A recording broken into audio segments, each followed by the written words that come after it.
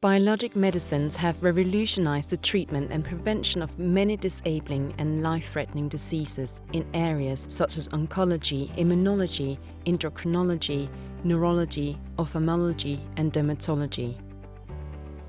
Unlike medicines that are chemically produced, biologic medicines are proteins made by or extracted from living organisms, tissues, or cells, which results in subtle differences. These subtle differences are normal, expected, and tightly controlled to ensure safety and quality is maintained and that the treatment works the same way each time. Therefore, 2 batches of any biologic are never the same. Due to the complex nature of biologics, it requires extensive expertise and considerable investment to develop and make them. The need for biologic treatments continues to grow, and so do the lifetime treatment costs, which puts pressure on healthcare systems.